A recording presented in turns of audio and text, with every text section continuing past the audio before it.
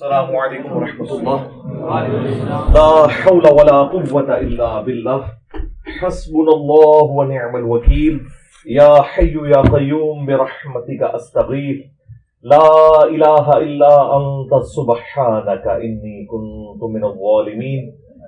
ربنا آتنا من لدنک رحمة وهیئ لنا من امرنا رشدا. اللهم صل على محمد وعلى آل محمد واصحاب محمد وازواج محمد اجمعین الى یوم الدین آمین. الحمد للہ رب العالمین والصلاة والسلام علی سید الانبیاء والمرسلین وعلی آلہ واصحابہ وازواجہ وامتہ اجمعین الى یوم الدین. جس طرح ہم اپنے پروفٹ کے لیے کہتے ہیں صلی اللہ علیہ وآلہ وسلم کہ وہ 571 AD میں پیدا ہوئے، یعنی حضرت عیسیٰ علیہ السلام کے پیدائش والے سال سے جب 571 سال گزر گئے 571 AD یا آج کل کے اعتبار سے 571 CE تو نبی الاسلام کی پیدائش ہوئی. اور مسلمانوں کے ہاں سیدنا عمر فاروق رضی اللہ تعالیٰ عنہ کے دور میں ہجرت مدینہ کو بینچ مارک کرتے ہوئے آپ کو پتہ ہے کہ لیونر ایئرز کے اعتبار سے مسلمانوں نے اپنا ایک ہجری کیلنڈر بنایا، اور عموماً آپ ہماری احادیث کی تفاسیر کی کتابیں تاریخ کی پڑھیں تو آپ کو اسی اعتبار سے وہ سن لکھے ہوئے ملتے ہیں. نبی الاسلام جس سال ہجرت کر کے مدینہ شریف تشریف لائے وہ آپ کی زندگی میں ایک سمجھ لیں ٹرننگ پوائنٹ تھا. اس کے بعد آپ صلی اللہ علیہ وآلہ وسلم کی دعوت جو ہے وہ ایکسپونینشلی رائز کر گئی، تو اسے بینچ مارک کیا گیا، اور اسی کے تحت ہم یہ کہتے ہیں کہ 2 ہجری کے اندر غزوہ بدر ہوئی، 3 ہجری کے اندر غزوہ احد ہوئی، 5 ہجری میں غزوہ خندق، اور 6 ہجری میں صلح حدیبیہ، 7 ہجری میں غزوہ خیبر، اور 8 ہجری میں فتح مکہ ہوئی، اور اسی سال 8 ہجری میں غزوہ حنین ہوئی، اور 9 ہجری میں غزوہ تبوک رومن امپائر کے خلاف جو نبی الاسلام خود تشریف لے گئے تھے، اور 10 ہجری میں آپ صلی اللہ علیہ وآلہ وسلم نے اپنا پہلا اور آخری حج، جسے ہم حجۃ الوداع کہتے ہیں، وہ کیا، اور 11 ہجری میں ربیع الاول کے مہینے میں آپ صلی اللہ علیہ وآلہ وسلم دنیا سے تشریف لے گئے. اس طریقے سے نبی الاسلام کا جب بھی ڈیتھ کا ایئر ڈسکس ہوتا ہے تو اسے 11 ہجری لکھا جاتا ہے، یعنی 11 سال بعد ہجرت مدینہ کے. سیدنا ابوبکر صدیق رضی اللہ تعالیٰ عنہ کا ڈیتھ کا سال لکھا جاتا ہے 13 ہجری، یعنی 13 سال گزرنے کے بعد. اور 13 ہجری میں ہی پہلے یرموک ہوئی رومن امپائر کے خلاف، اور اس کے بعد قادسیہ ہوئی پرشین امپائر کے خلاف، یہ بھی 13 ہجری میں. تھوڑا بہت سلسلہ تو سیدنا ابوبکر کے دور میں شروع ہو چکا ہوا تھا، آدھے سے زیادہ عراق تو فتح ہو چکا تھا. اور پھر 23 ہجری کے اینڈ پہ جا کے سیدنا عمر کی شہادت ہوئی ذوالحجہ کے مہینے میں 26، اور سیدنا عثمان کی شہادت 35 ہجری میں، اور سیدنا علی کی شہادت 40 ہجری میں. تو یوں یہ سارے ہجری کے اعتبار سے اسلامی کیلنڈر چل رہا تھا. اس کے بعد بھی آپ دیکھیں ائمہ محدثین کا جب ذکر کیا جاتا ہے، اور اکثر میں ساتھ ان کے سن ہجری اس لیے بول دیتا ہوں وفات کے، کہ آئیڈیا ہو جائے کہ یہ کس دور کا انسان ہے. اور یہ ٹریڈیشن شروع سے مسلمانوں میں چلتی آئی ہے کہ آپ نے ڈیتھ والا ایئر مینشن کرنا ہے. آپ تاریخ کی کتابوں میں، حدیث کی کتابوں میں جہاں کہیں آپ کو اسماء و رجال کے حوالے سے، یعنی جو بندے انوالو ہیں راویان احادیث، ان کا ذکر کہیں ملے گا نا فٹ نوٹ کے طور پر، یا ان کے حالات زندگی جہاں پہ بیان ہوں گے، تو ان کے ساتھ لکھا جاتا ہے المتوفا، میم چھوٹی سی ڈال کے، اور پھر ساتھ وہ ایئر لکھ دیا جاتا ہے. یعنی سیدنا علی کے ساتھ لکھا جائے گا المتوفا 40 ہجری، سیدنا حسن ابن علی المتوفا 49 ہجری، سیدنا حسین ابن علی المتوفا 61 ہجری، سیدہ عائشہ سلام اللہ علیہا ان کے ساتھ لکھا ہوگا 58 ہجری، حضرت ابو ہریرہ 59 ہجری، حضرت عبداللہ ابن عمر 74 ہجری، انس ابن مالک 93 ہجری، عبداللہ ابن ابی اوفا 86 ہجری. یعنی اس سے آپ کو اب میں جب 86 ہجری بول رہا ہوں تو فوراً آپ اس میں سے 11 سال مائنس کر دیں تو آپ کو پتا چل جائے گا کہ نبی علیہ السلام کی ڈیتھ کے بعد یہ بندہ 75 ایئرز تک زندہ رہا ہے. ایک اچھا خاصا حصہ انہوں نے نبی علیہ السلام کی وفات کے بعد دنیا میں گزارا ہے، اور ظاہر ہے ہزاروں پھر تابعین شاگرد ان کے بنے. اور انس ابن مالک المتوفا 93 ہجری مینز کہ نبی علیہ السلام کی وفات کے بعد 82 ایئرز تک وہ زندہ رہے ہیں، اور کوئی عام بندہ نہیں ہے. یہ وہ شخص ہے جو 10 سال کے تھے تو ان کی والدہ ام سلیم نے نبی علیہ السلام کی خدمت میں انہیں پیش کیا تھا کہ یہ آپ کی خدمت کر دیا کرے گا، آپ کو ہیلپنگ ہینڈ کے طور پہ گھر کے کام کاج کرنے کے لیے. اور پھر وہ 10 سال حضور کے ساتھ رہے. تو جب ان کی عمر 20 سال تھی تو نبی علیہ السلام دنیا سے تشریف لے گئے. اور انس بن مالک کے الفاظ ہیں بخاری مسلم میں کہ میں 10 سال حضور کے ساتھ رہا، مجھے نبی علیہ السلام نے کبھی ڈانٹا تک نہیں، اور میں اکثر جب کام کے لیے مجھے بھیجتے تھے تو میں بچوں میں کھیلنا شروع کر دیتا تھا. آپ نے مجھے آج تک نہیں کبھی کہا کہ یہ تو نے یہ کام کیوں کیا، یہ کیوں نہیں کیا. یعنی ملازم کے طور پہ کبھی بھی ٹریٹ کیے ہی نہیں انہیں. 10 سال نبی علیہ السلام کو انہوں نے آبزرو کیا ہے. اس لیے کثرت کے ساتھ جو 7 صحابہ احادیث روایت کرنے والے ہیں ان میں انس بن مالک بھی آتے ہیں. پہلے نمبر پہ حضرت ابو ہریرہ ہیں رضی اللہ تعالیٰ عنہ، اور اس کے بعد پھر حضرت انس بن مالک، عبداللہ ابن عمر، سیدہ عائشہ صدیقہ سلام اللہ علیہا، عبداللہ ابن عباس اور جابر بن عبداللہ اور ابو سعید خدری رضی اللہ عنہم اجمعین وعلیہم السلام اجمعین. اور انس بن مالک کو حضور نے دعا دی تھی تیری کثرت کے ساتھ اولاد ہو. بخاری میں آتا ہے کہ 100 سے زیادہ میں اپنی اولاد میں سے لوگ دفنا چکا ہوں. ظاہر ہے ایک بندہ 110 سال کی عمر میں فوت ہو آلموسٹ، تو کئی اس میں 2 پیڑھیاں تو گزر ہی جاتی ہیں، جنریشنز 2. تو یعنی انہوں نے لمبا عرصہ نبی علیہ السلام کے بعد زندگی گزاری، اس لیے احادیث بھی روایت کی. پھر یوں ساری کیلکولیشنز جب کی جاتی ہیں نا تو یعنی محدثین نے یہاں تک اس چیز کو انشور کیا کہ نبی علیہ السلام کے صحابہ میں سب سے اینڈ پہ کون سا شخص فوت ہوا ہے. سیدنا علی ابن ابی طالب رضی اللہ تعالی عنہ کے خاص ساتھی تھے جو جنگ جمل صفین نہروان میں ان کے ساتھ شریک رہے ہیں، اور انہوں نے نبی علیہ السلام کو حجۃ الوداع کے موقع پر زیارت کی. اس وقت ان کی عمر 8 سال تھی. ابو طفیل عامر بن واصلہ رضی اللہ تعالیٰ عنہ علیہ السلام. اور یہ وہی صحابی ہیں جن کے بارے میں سنن نسائی الکبریٰ میں آتا ہے کہ نبی علیہ السلام کی وفات کے آلموسٹ آپ سمجھ لیں 27 سال کے بعد، 26 سال کے بعد جنگ صفین ہوئی ہے 37 ہجری میں. 37 ہجری کے اندر جب سیدنا علی جنگ صفین کے موقع پر اپنے ساتھیوں میں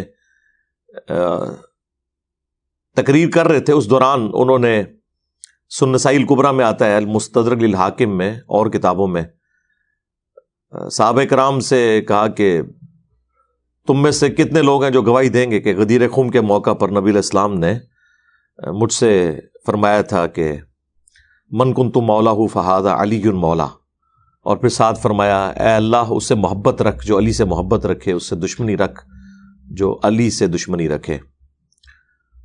تو ابو طفیل عامر بن واصلہ کہتے ہیں کہ میں بھی اس موقع پر موجود تھا. تو 12 صحابہ اس وقت کھڑے ہوئے جنہوں نے گواہی دی کہ ہم بھی غدیر خم پہ نبی علیہ السلام کے ساتھ موجود تھے. تو ابو طفیل عامر بن واصلہ کہتے ہیں کہ میرے دل میں اس وقت ایک خیال آیا کہ یہ حضرت علی کی محبت کی وجہ سے یہ گواہی دے رہے ہیں کہ کیا واقعی رسول اللہ نے یہ کیا تھا، کیونکہ انہوں نے یہ ایکٹیویٹی ویٹ نہیں کی ہوئی تھی. وہ کہتے ہیں میں اس مجلس سے اٹھا اور میں حضرت زید ابن ارقم کے پاس آیا جو شروع کے مسلمانوں میں سے تھے. انصاری صحابہ میں سے. ان سے آ کے میں نے جب پوچھا تو انہوں نے فرمایا کہ میں بھی گواہی دیتا ہوں کہ نبی علیہ السلام نے غدیر خم کے موقع پر یہ فرمایا تھا اور میں اس وقت وہاں موجود تھا. اور زید ابن ارقم ہی نے تو مسلم کی وہ 4 حدیثیں غدیر خم والی قرآن اور اہل بیت والی روایت کی ہیں 6225 سے لے کے 6228 تک. تو ابو طفیل عامر بن واصلہ سے مجھے وہ چیز یاد آ گئی کہ ابو طفیل عامر بن واصلہ ہی وہ صحابی تھے جو کہتے ہیں جب حضرت علی یہ جنگ صفین کے موقع پر خطبہ دے رہے تھے تو میں اٹھا اس کی تصدیق کے لیے, تو زید ابن ارقم کے پاس گیا تو انہوں نے پھر تصدیق فرمائی. تو یہ 110 ہجری میں فوت ہوئے ہیں, یعنی حضور کی وفات کے آلموسٹ 99 ایئرز کے بعد, یا راؤنڈ آف کر لیں 100 ایئرز, کیونکہ 11 ہجری کے سٹارٹ میں حضور فوت ہوئے ہیں نا, وہ 11 ہجری کا سٹارٹ ہی بنتا ہے. لہٰذا وہ جو حدیث ہے بخاری اور مسلم میں, جس کو اکثر جو ایتھیسٹ اور دشمنان اسلام یا کفار کی طرف سے ایک اعتراض کے طور پر پیش کرتے ہیں کہ نبی علیہ السلام نے ایک بچے کی طرف دیکھ کر فرمایا تھا کہ اسے موت نہیں آئے گی اور قیامت قائم ہو جائے گی, اور وہ کہتے ہیں قیامت تو کوئی نہیں قائم ہوئی. بخاری اور مسلم میں ان احادیث کے ساتھ باقی احادیث بھی موجود ہیں کہ نبی علیہ السلام نے فرمایا کہ 100 سال نہیں گزریں گے اور جتنے لوگ بھی اس وقت پلانٹ ارتھ پہ موجود ہیں ان پر قیامت قائم ہو جائے گی. اچھا, یہ حدیث راوی ہے اس کے عبداللہ ابن عمر, تو ان سے جب پوچھا جاتا ہے تو وہ پھر اس کو کلیریفائی کرتے ہیں. حالانکہ عبداللہ بن عمر تو 100 سال تک گئے ہی نہیں نا, وہ تو 74 ہجری میں شہید ہو گئے بنو امیہ کے ہاتھوں. حضور کے بعد وہ 63 ایئرز تک زندہ رہے ہیں. لیکن بخاری مسلم میں موجود ہے کہ وہ کہا کرتے تھے کہ نبی علیہ السلام نے اصل میں یہ فرمایا تھا کہ میرے دور کے لوگوں کا قرن ختم ہو جائے گا. قرن, قاف را نون, قاف 2 نقطہ, قرن کہتے ہیں زمانے کو, یعنی ایک جنریشن دوسرے میں ٹرانسفارم ہو جائے گی.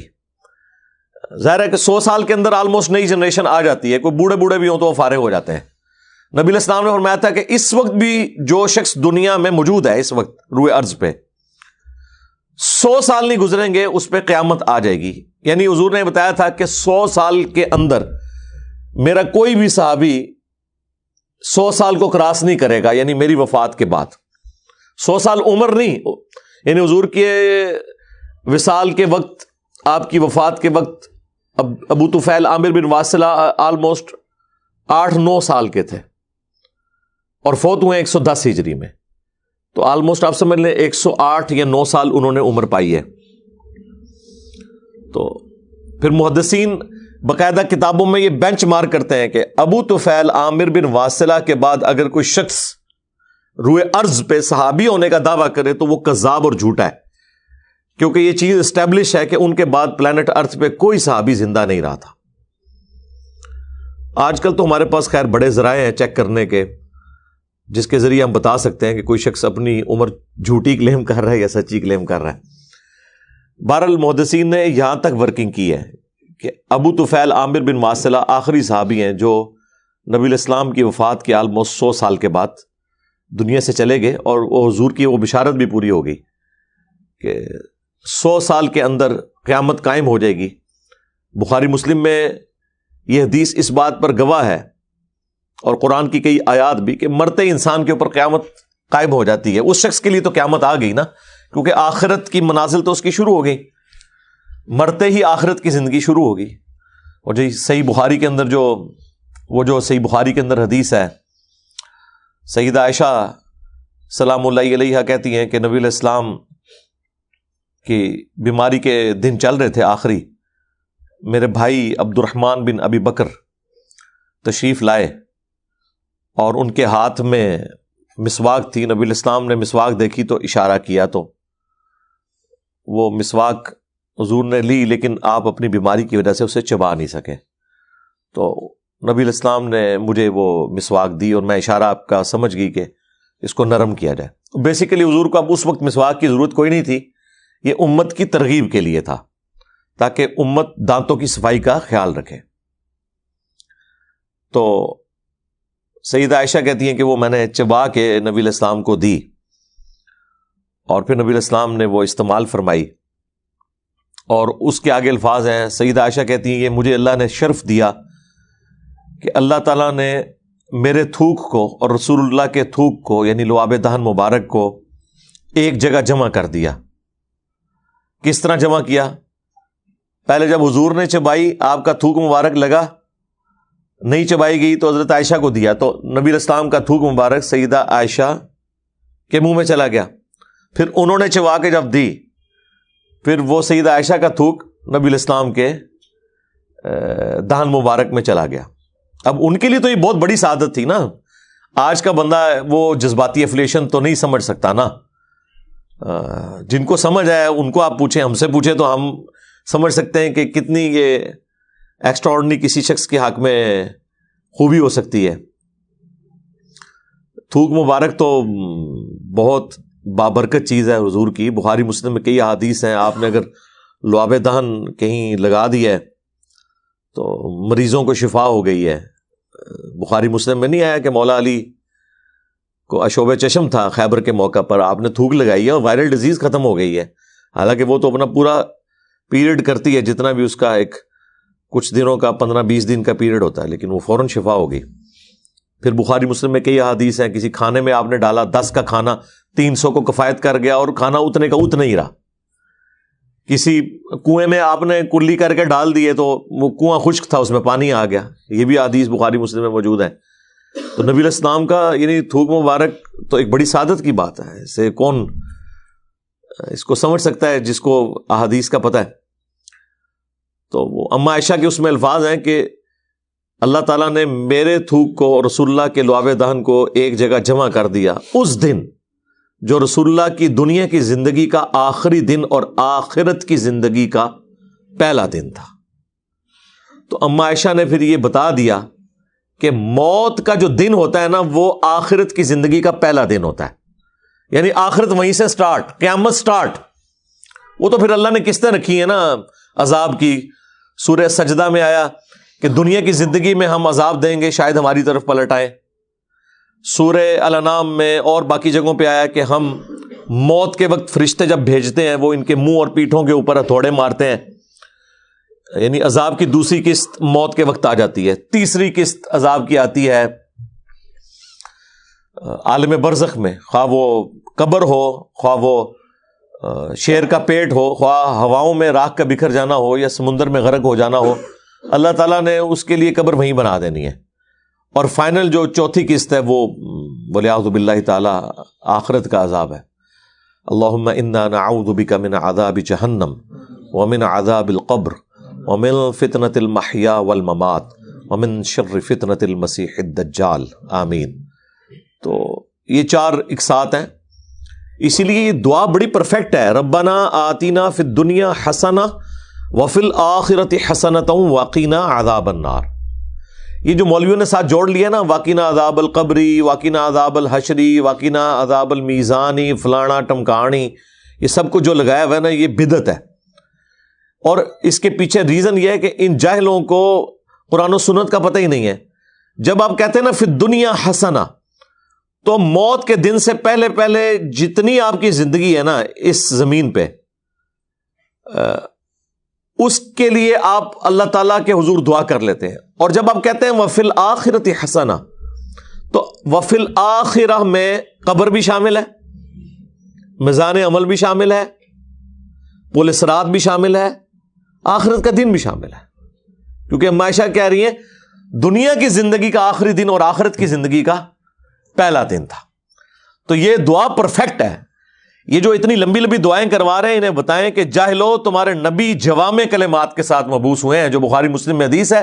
مجھے اللہ نے کمپریہنسو کلمات یعنی جوامع کلمات کے ساتھ مبعوث کیا ہے. میں بات مختصر کرتا ہوں اور مفہوم وہ گہرا ہوتا ہے, سب کو کور کرتا ہے. اور یہ اس کا ثبوت ہے. فی الدنیا حسنہ وفی الآخرۃ حسنہ وقنا عذاب النار. اسے علیحدہ سے اس لیے مینشن کیا کہ اصل میں جو ہمیشہ کا جو بڑا عذاب ہے وہ تو آخرت کا ہے. اسے سنگل آؤٹ کر دیا کہ مجھے دنیا میں بھی بہتری عطا فرما, ہمیں آخرت میں بھی بہتری عطا فرما, اور آخرت کی سب سے بڑی بہتری یہ ہے وقنا عذاب النار کہ آگ کے عذاب سے بچا لیں. آمین. جس طرح آپ نماز میں پڑھتے ہیں ایاک نعبد و ایاک نستعین, حالانکہ وَإِيَّاكَ نَسْتَعِينُ جو ہے یہ إِيَّاكَ نَعْبُدُ میں شامل ہے، ہم تیری ہی عبادت کرتے ہیں. تو کیا دعا عبادت نہیں ہے؟ اللہ سے مانگنا عبادت نہیں ہے؟ اس سے بڑی تو کوئی عبادت ہی نہیں ہے. قرآن میں ہے ادعونی استجب لکم، اے میرے بندو مجھ سے مانگو میں قبول کروں گا. ان الذین یستکبرون عن عبادتی، جو تکبر کریں گے اس عبادت سے. کس عبادت سے؟ دعا مانگنے سے. میں انہیں ذلیل و خوار کر کے جہنم میں پھینکوں گا. یعنی اللہ تعالیٰ کہتا ہے جو مجھ سے دعا نہیں مانگے گا نا، میں اسے ذلیل و خوار کروں گا. ہمارا رب وہ ہے جو دعا مانگنے سے خوش ہوتا ہے، اور دنیا کے حکمرانوں سے مانگا جائے وہ ناراض ہوتے ہیں. ہمارا رب وہ ہے جس سے نہ مانگا جائے تو وہ ناراض ہوتا ہے. تو یہاں پہ عبادت فرمایا، اور حضور علیہ السلام نے یہ سورۃ المؤمن جسے سورہ غافر کہتے ہیں اس کی آیت نمبر 60 یہی ادعونی استجب لکم، یہ آپ نے تلاوت کی، اور ساتھ فرمایا، یہ حدیث ابو داؤد میں ہے، ترمذی میں ہے، ابن ماجہ میں ہے، الدعاء هو العبادہ، دعا ہی تو عبادت ہے. اور پھر آپ نے ساتھ یہ آیت پڑھی ادعونی استجب لکم ان الذین یستکبرون عن عبادتی. تو لیکن اس کے باوجود سورہ فاتحہ میں دعا کے عبادت ہونے کے باوجود اسے سنگل آؤٹ کیا گیا، ایاک نعبد و ایاک نستعین، کیونکہ یہ سب سے خاص چیز تھی. اور دیکھ لیں سب سے زیادہ شرک اسی میں ہو رہا ہے. آج کسی مسلمان کو آپ 1 ارب روپیہ بھی دیں اگر وہ مسلمان ہے، اور اسے کہیں کہ کسی انسان کے سامنے سجدہ کرو عبادت کا، ہو سکتا ہے ٹو باؤ ڈاؤن تو وہ کر لے، یا وہ ہمارے جاہل پولیٹیشنز کی طرح کہیں ماتھا بھی ٹیک لے. لیکن وہ دیکھ لیں جب ان سے بھی بعد میں پوچھا گیا انہوں نے کہا نہیں سجدہ صرف اللہ کے لیے، تو میں نے صرف رسپیکٹ کی تھی، حالانکہ وہ سب کچھ ہی کر بیٹھے ہوئے تھے. لیکن پھر بھی دیکھیں مسلمان کو اللہ نے توحید میں کتنا کامل کیا ہے کہ وہ کہتا ہے سجدہ کسی کے لیے نہیں ہو سکتا. ایون جو قبر پہ سجدہ کر رہے ہیں نا ان سے بھی پوچھیں تو وہ بھی انکار کریں گے، وہ کہیں گے نہیں ہم نے تو بس تعظیم کی ہے، سجدہ صرف اللہ کے لیے ہے، عبادت صرف اللہ کی ہے. لیکن جو دوسرا پورشن ہے نا وَإِيَّاكَ نَسْتَعِينُ، اس میں شرک آیا ہوا ہے. فجر کی نماز پڑھ کے دعا مانگ کے نکلتے ہیں، اور ساتھ ہی مزار بنا ہوتا ہے ادھر بھی جا کے حاضری دے کے ادھر بھی مانگ کے آتے ہیں. یعنی ایاک نعبد تو پورا کر کے آئے ہیں، ایاک نستعین کی وائلیشن کر کے ہی آتے ہیں گھر واپس. اور اللہ کو پتا تھا سب سے زیادہ شرک اس میں ہونا ہے، اللہ نے اس کو زیادہ ایمفسائز کیا ایاک نستعین. کہانیاں نہیں یار، کسی نے توفیق نہیں ہوئی کہ کوئی آیت پیش کر دے، کوئی حدیث پیش کر دے. ٹھیک ہے، ہم دیکھیں اس پلیٹ فارم سے مخالفین کے دلائل بھی پیش کرتے ہیں. کہیں آپ کو کوئی کہانی کرانے لگے تو ہم پہلے ہی بتا دیں گے کہ سرکار وہ آپ سے یہ کہیں گے لیکن یہ 2 نمبری کر رہے ہوں گے، اصل میں چیز یہ ہے، آپ خود پڑھیں. یہ کیا ہوا کہ جی یہ بھی کہہ رہے ہیں یہ بھی کہہ رہے ہیں، تو ہم کس کی بات مانیں؟ سرکار یہ تو اسی طریقے سے ہے کہ ایک بندہ کہے کہ یہ جو ٹیبل ہے یہ 3 فٹ چوڑا ہے، اور دوسرا لمبی داڑھی والا کہے یہ نہیں 3 کلومیٹر چوڑا ہے. تو آپ کہیں چونکہ اس کی داڑھی لمبی ہے لہٰذا اس کو میں نے 3 کلومیٹر ماننا ہے. تو آپ تو مان سکتے ہیں لیکن آپ کا بچہ نہیں مانے گا، وہ کہے گا ابا جی عقل نہیں تھوڑی کام کر دی، تسی داڑھی پہ دیکھ دیو، میں تو نظر پہ آ رہا ہے کہ 3 کلومیٹر نہیں ہے یہ. ٹھیک ہے، یہاں داڑیاں لمبی ہونے پہ پگڑیاں بڑی باندھنے کے اوپر لوگ فیصلے کرتے ہیں. اور تیسرا طریقہ آسان یہ ہے کہ آپ فیتا لیں. ٹھیک ہے، فیتا مار کے دیکھ لو، اگر یہ فیتے میں 3 فٹ نکل آتا ہے تو چاہے کوئی انگریز ہے، کلین شیو ہے، داڑھی والا ہے، بغیر داڑھی والا ہے، جو بھی ہے اس کی بات آپ مان لیں. اور اگر یہ نہیں نکلتا تو چاہے یہ پورا ایک سلسلہ ہو 1200-1400 سال کے علماء کا، تو وہ نسل گمراہی بھی تو بچے دیتی ہے نا، نسل در نسل. وہ سارے نقال ایک دوسرے سے نقل کرتے کرتے کرتے کرتے آتے ہیں. مثلا میں نے کئی دفعہ بتایا کہ مفتی تقی عثمانی صاحب چونکہ اس وقت مفتی اعظم دیوبند پلانٹ ارتھ پہ ہیں، اب انہوں نے حضرت میر معاویہ رضی اللہ تعالیٰ عنہ کے دفاع پہ ایک کتاب لکھی مولانا مودودی کے خلاف. وہ آپ کتاب پڑھیں تو یقین کریں ہمارا عام اسٹوڈنٹ بھی وہ کہے گا کہ یار یہ مفتی اعظم ہے.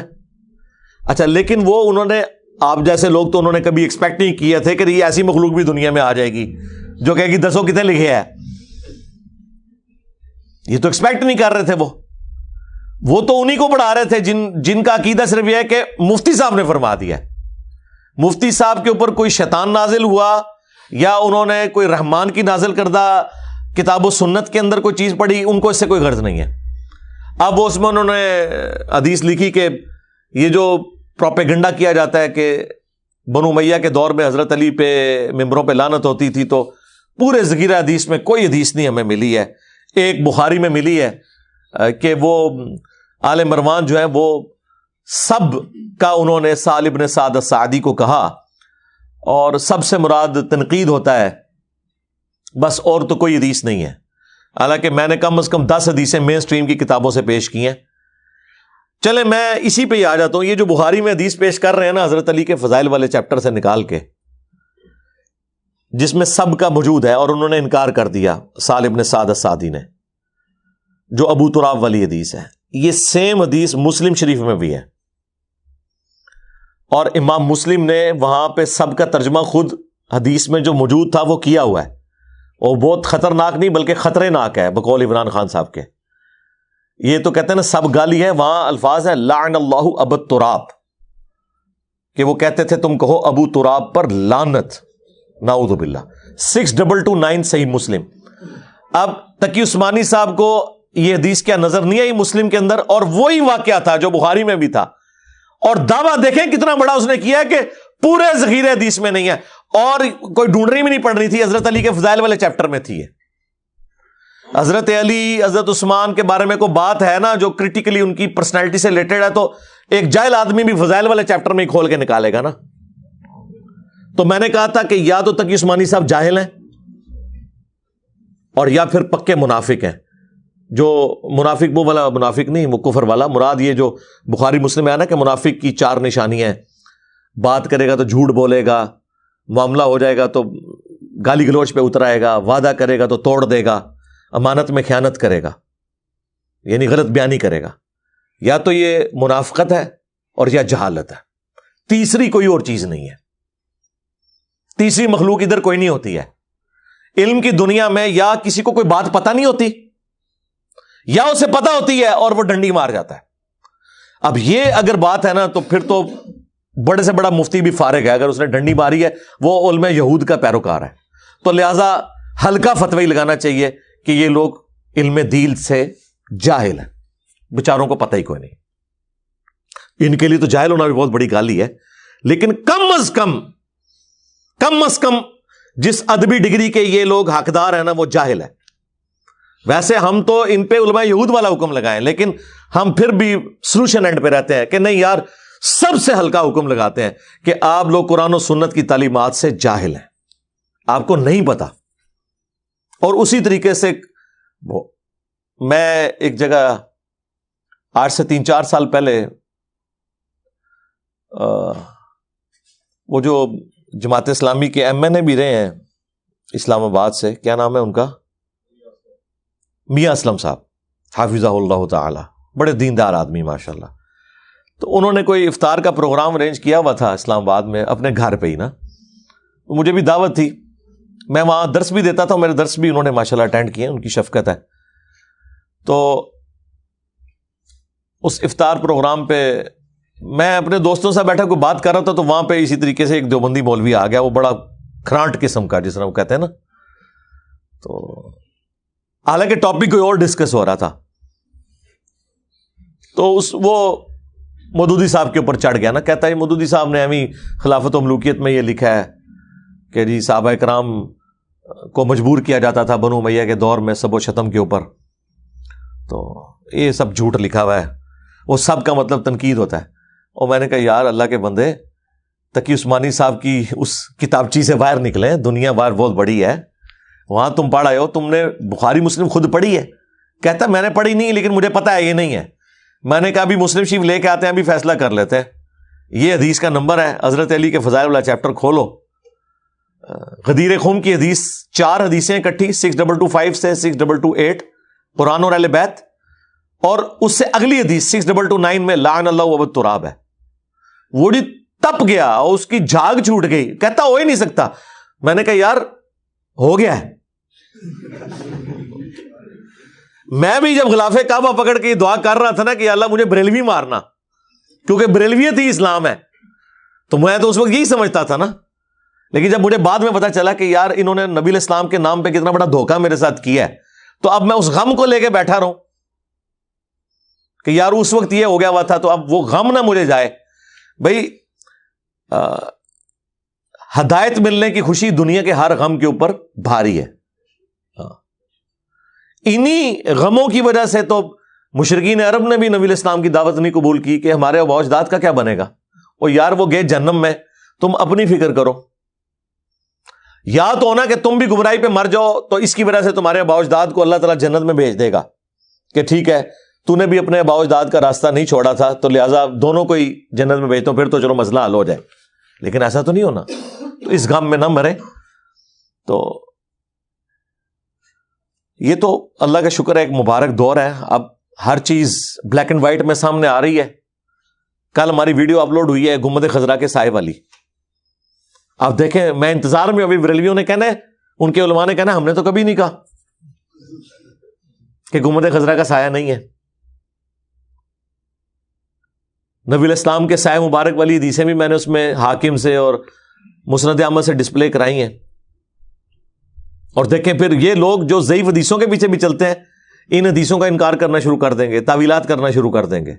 حالانکہ حدیث کی ضرورت نہیں ہے. میں نے بتایا ان پرنسپل جو روٹین سے ہٹ کے بات کرے گا اس نے دلیل پیش کرنی ہے. اور پروفیسر احمد رفیع اختر صاحب میرے استاد ہیں، حالانکہ وہ آپ کو پتہ ہے صوفیوں کی لائن میں ہے. میں بھی اس وقت بریلوی تھا جب میں نے ان کو سننا شروع کیا 2001-2 میں. 2008-9 تک میں جاتا رہوں ریگولرلی پروگرام. بعد میں تو خیر حالات و واقعات ایسے نہیں رہے، ابھی بھی کبھی موقع مل جائے تو کوئی ویڈیو دیکھ لیتے ہیں. تو پہلی بار میں نے ان کے منہ سے یہ بات سنی اور انہوں نے بڑا پیارا جملہ بولا. انہوں نے کہا کہ اگر رسول اللہ کا سایہ نہ ہوتا تو اس پلانٹ ارتھ پہ نبی علیہ السلام کا نمبر 1 اگر کوئی حصی معجزہ ہوتا نا تو وہ یہ ہوتا.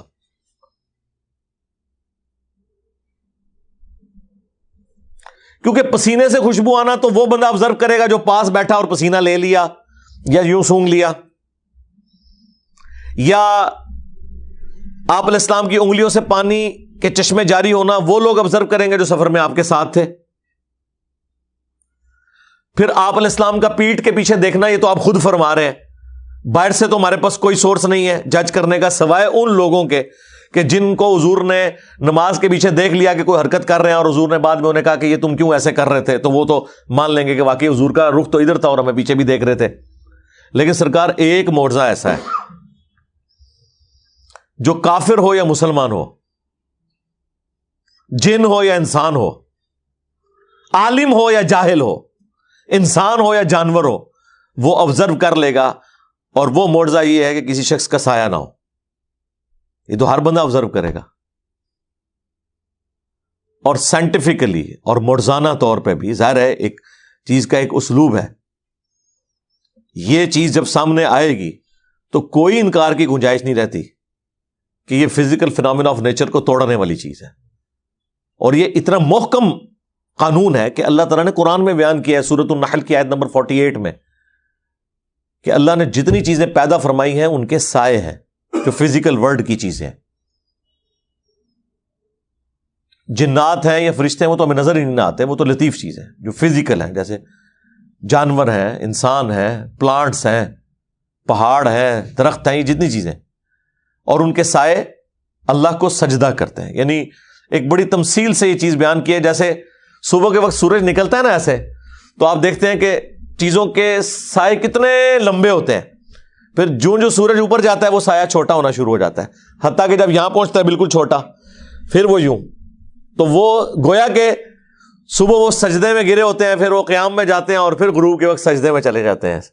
تو اللہ تعالیٰ نے اس کو اس اعتبار سے بیان کیا کہ اللہ نے جو صفت رکھی ہے کہ چیزوں کے سائے سجدہ کر رہے ہیں. کوئی بھی شخص خواہ وہ اللہ کا ماننے والا ہے یا نہیں ماننے والا، وہ اللہ کے سامنے جھکے یا نہ جھکے، اس کے سائے نے اللہ کے سامنے ضرور جھکنا ہے. یہ فزیکلی اللہ تعالیٰ نے اس کے ساتھ چیز جوڑ دی ہے. تو وہ مجھے پروفیسر صاحب کا وہ جملہ بھولتا نہیں ہے. انہوں نے کہا کہ یہ معجزہ اگر ہوتا تو یہ سب سے بڑا معجزہ ہوتا اور دنیا کی ہر حدیث کی کتاب میں یہ معجزہ لکھا ہوا ہوتا. پہلا معجزہ اگر کوئی ہوتا نا, کیونکہ نبی علیہ السلام کی جتنی چیزیں صحابہ نے آبزرو کی ہیں, جو کامن آبزرویشن میں وہ نقل کی ہیں نا, تو حدیث کی کتابوں میں سب سے بڑی جو کامن آبزرویشن حضور کے کیس میں ہونی تھی نا, وہ یہی ہونی تھی کہ نبی علیہ السلام کا سایہ نہیں تھا. جیسا کہ بخاری مسلم میں آیا کہ نبی علیہ السلام کے پسینے سے خوشبو آتی تھی اور صحابہ کرام اسے عطر کے طور پہ استعمال کرتے تھے. بخاری مسلم میں آیا کہ نبی علیہ السلام اپنی پیٹھ کے پیچھے بھی دیکھ لیتے تھے ان 2 آنکھوں کے ساتھ. یہاں پہ آنکھ نہیں تھی, پھر بھی آپ کو پورا پیچھے تک نظر آتا تھا.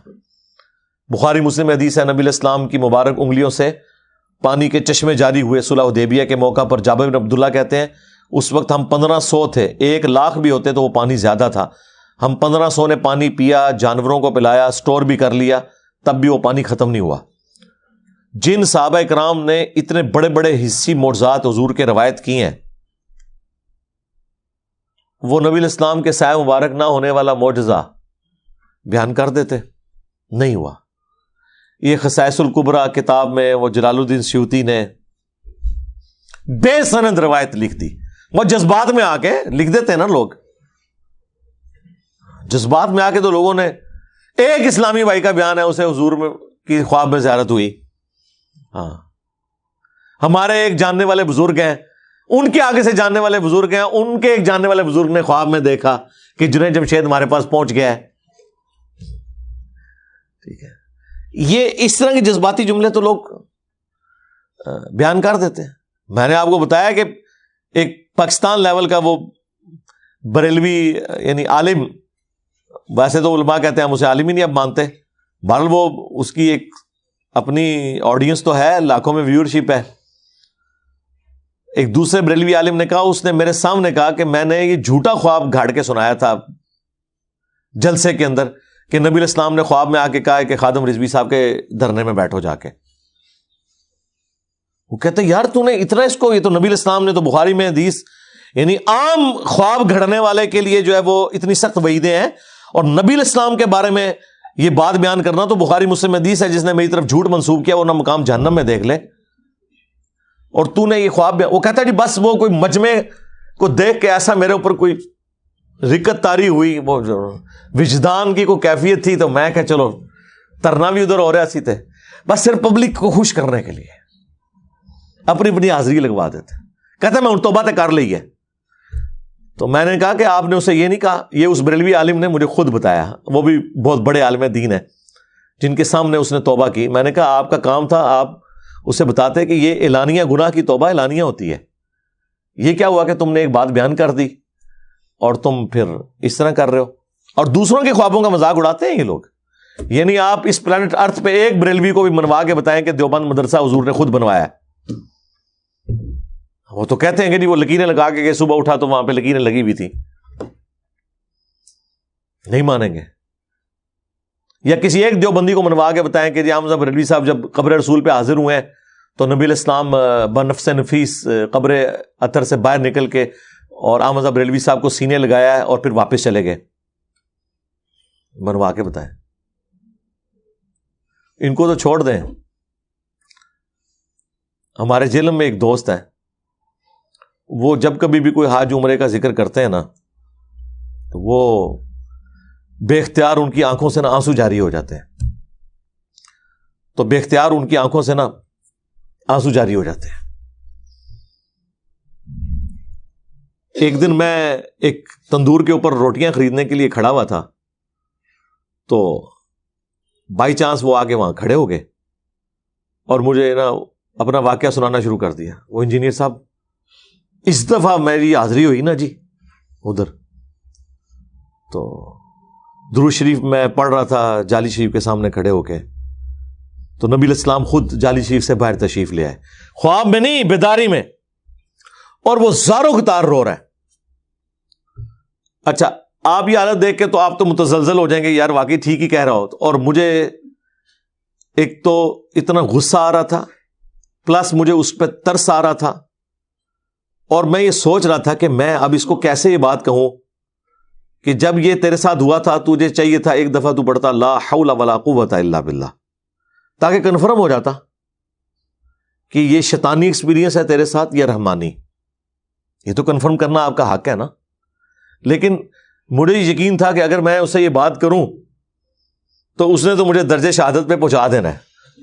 ہاں، حالانکہ یہ وہ بات اگر علمی طریقے سے مجھ سے سنے تو میں اس کو جسٹیفائی بھی کروں گا کہ نبی علیہ السلام کا پسندیدہ ترین وظیفہ ہے لا حول ولا قوت الا باللہ.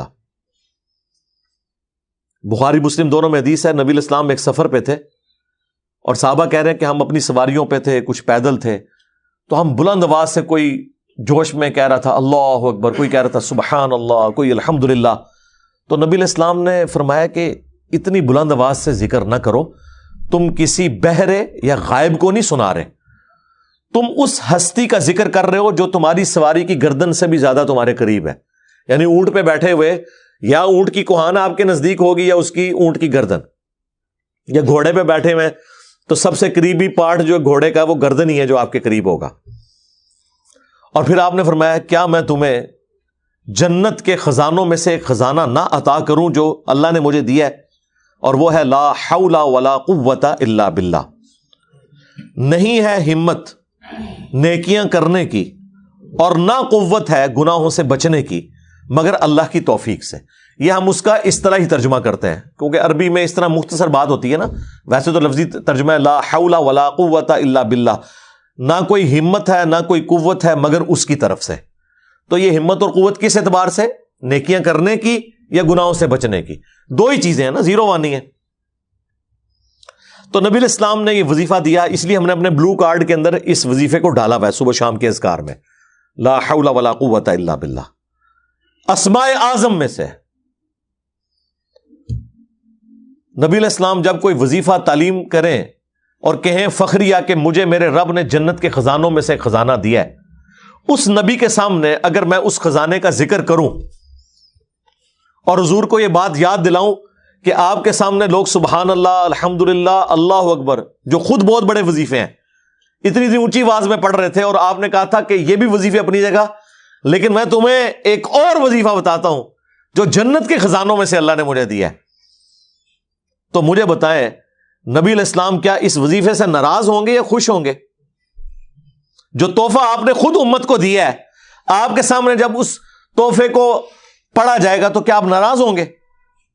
تو کیوں نہیں ایسا ہوتا کہ اگر کسی کو نبی علیہ السلام بیداری میں آ کے آج کے دور میں ملتے ہیں، یا کوئی حضرت صاحب یا کوئی بزرگان دین فوت شدہ قبر سے نکل کے ملتے ہیں، تو چلے تھوڑی تمہید بنا لیں کہ حضرت 2 منٹ رکیں، یہ بخاری اور مسلم میں حدیث ہے، بلو کارڈ پہ انجینئر صاحب نے لکھ کے دی ہے کہ نبی علیہ السلام نے جو ہے وہ جنت کے خزانوں میں سے ایک خزانہ دیا تھا امت کو، تو وہ میں آپ کے سامنے پڑھنے لگا ہوں، اور دل میں پھر اللہ کو آپ متوجہ ہوں اللہ کی طرف کہ یا اللہ یہ شیطان ہے تو اسے مجھ سے دور کر دے، اور پھر آپ پڑھیں لا حول ولا قوت الا باللہ، تو ہو گیا ہے تھوڑا پاپا.